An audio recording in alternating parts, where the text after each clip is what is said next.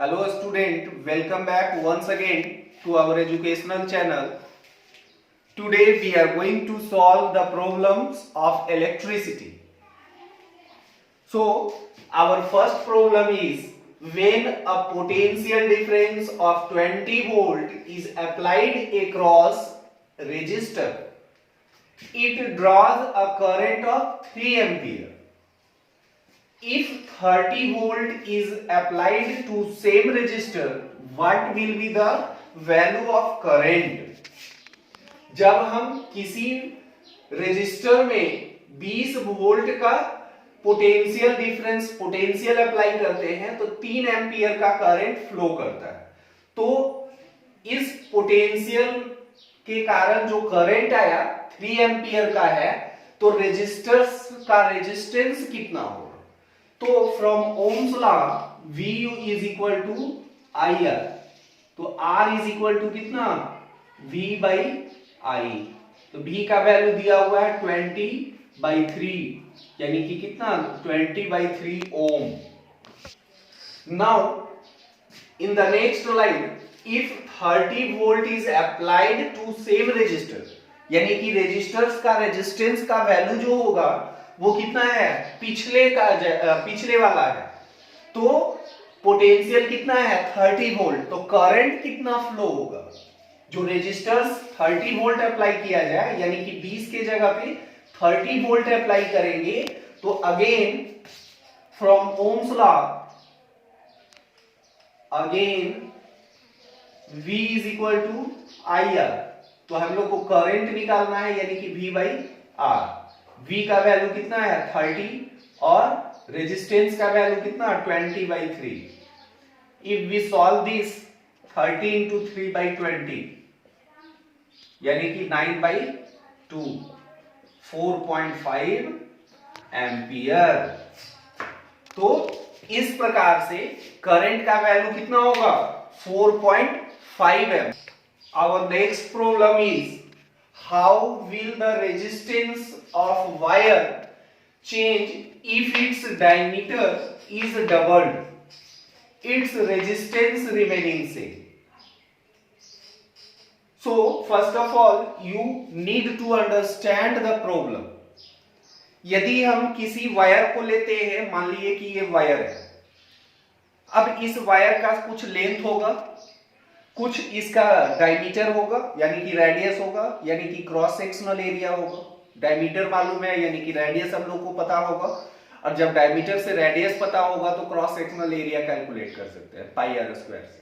तो लेंथ और एरिया पता है, तो इस वायर का रेजिस्टेंस हम लोग निकाल सकते हैं, कैलकुलेट कर सकते हैं। अब इसी वायर के डायमीटर को क्या कर दिया जाए? डबल कर दिया जाए। यदि इस वायर का डायमीटर d है, तो वायर का डायमीटर क्या हो जाता है? 2d हो जाएगा, डबल हो जाता है। तो जब डबल होगा तो इस वायर के डबल डायमीटर वाले वायर का रेजिस्टेंस पे क्या प्रभाव पड़ेगा? जबकि लेंथ क्या रह जाता है? दोनों वायर में सेम रह जाता है। तो first of all we have to suppose, let L be the length and A be the cross sectional area। या कोई जरूरत नहीं है, हम लोग D डायमीटर, D क्या है? Diameter of wire. अब इस वायर के डायमीटर से हम लोग एरिया निकालेंगे, यानी कि cross sectional area. Cross sectional area A1। पहले केस में A1 इज इक्वल टू क्या हो जाएगा? πr²। पाई रेडियस कितना हो जाएगा? d/2 का होल स्क्वायर, यानी कि πd²/4। अब इस लेंथ, अब यदि जो वायर है तो उसका लेंथ तो दोनों केस में सेम होगा। तो मान लेते हैं कि लेंथ L है, तो रेजिस्टेंस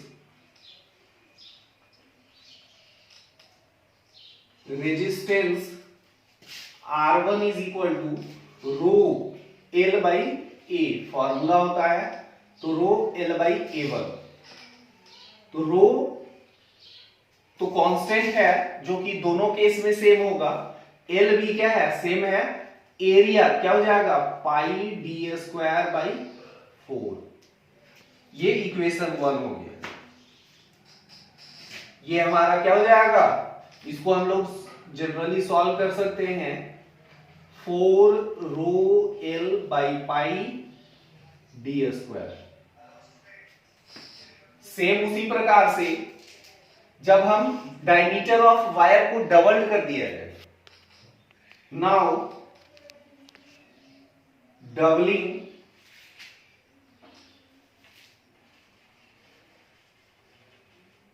the diameter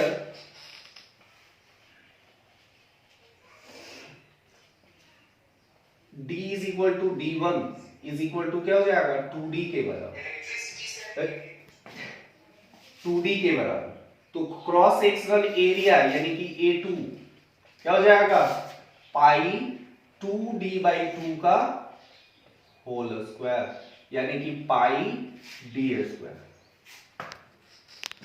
रेजिस्टेंस निकालेंगे यानी कि R2। In second case resistance R is equal to rho L by pi D square, rho L by pi D square. Equation second, from equation 1 and 2 divide कर देते हैं, R1 और R2 का ratio निकालते हैं। तो 1 by second we get R1 by R2 is equal to क्या हो जाएगा, 4 rho L by pi d square by rho L by pi d square। तो pi L d square से कट जाएगा। R2 is equal to R1 by 4, R1 by 4 means that 1 by 4 times of R1। मतलब यही clearly हम लोग समझ सकते हैं कि यदि डायमीटर ऑफ वायर को डबल कर दिया जाए तो रेजिस्टेंस क्या हो जाता है, 1 by 4 टाइम्स रेजिस्टेंस में चेंज आता है। रेजिस्टेंस कितना हो जाएगा, 1 by 4 times of previous resistance.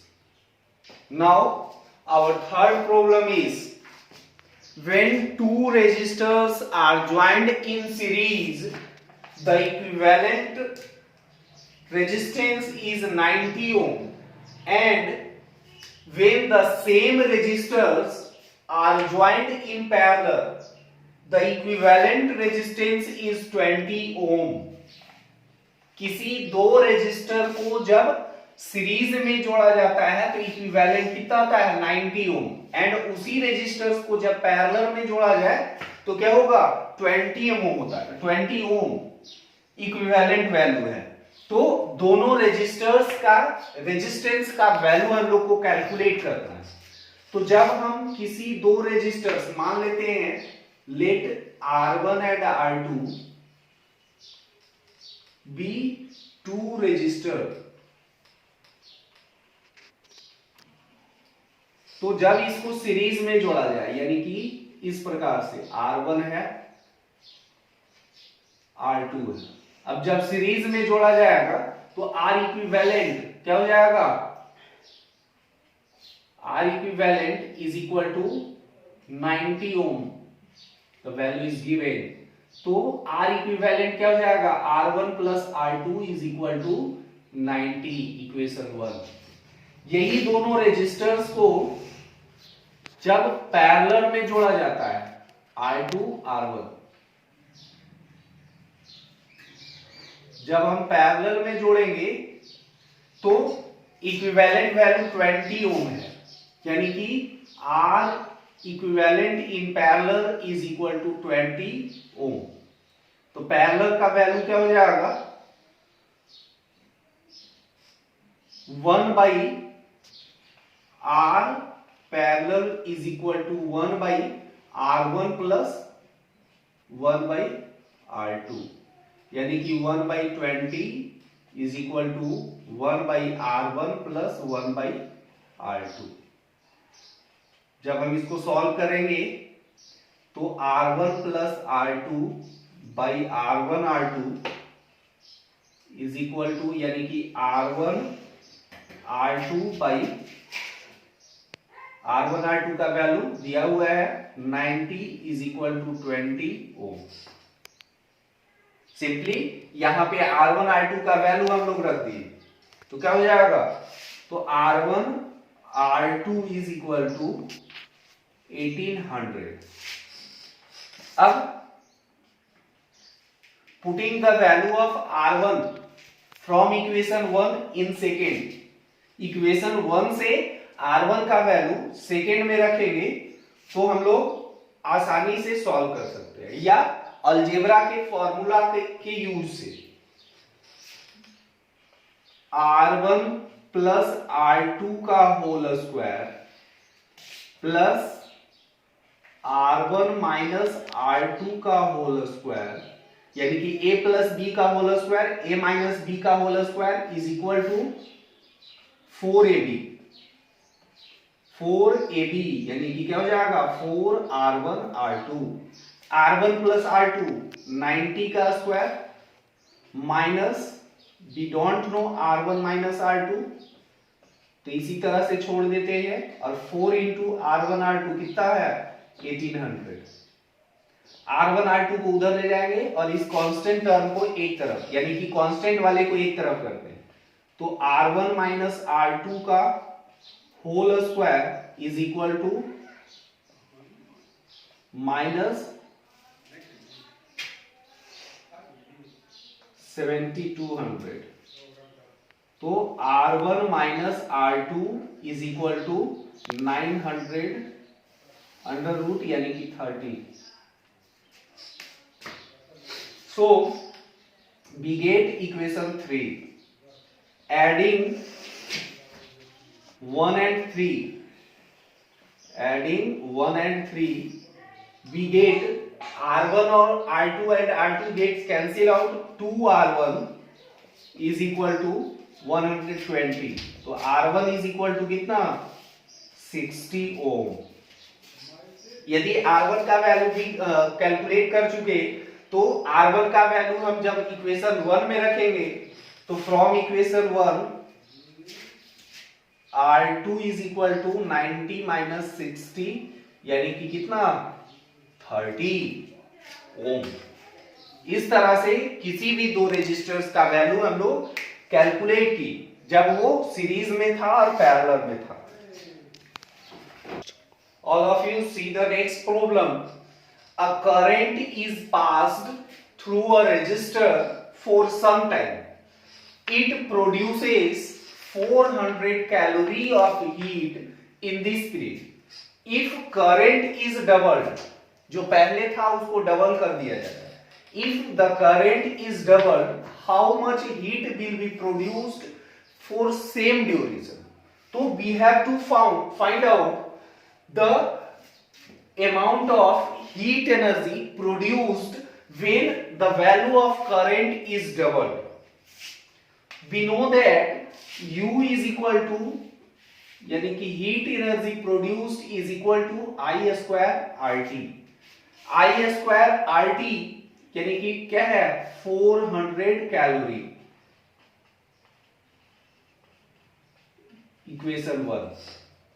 If the value of current is doubled, current के वैल्यू को क्या कर दिया जाए, if I1 is equal to क्या हो जाए 2I के बराबर हो जाए, तब U इज इक्वल टू क्या हो जाएगा, तो U1 is equal to 2I का स्क्वायर RT, तो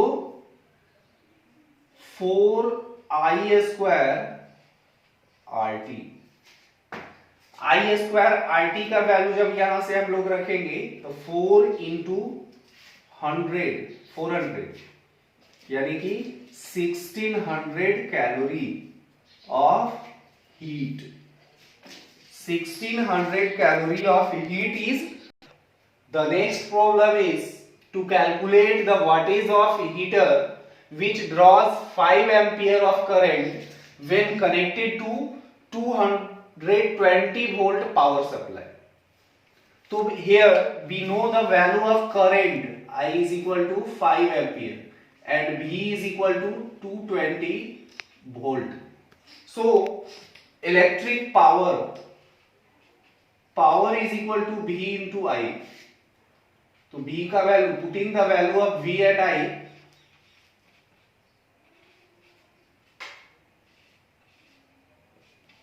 we get the value of power, that is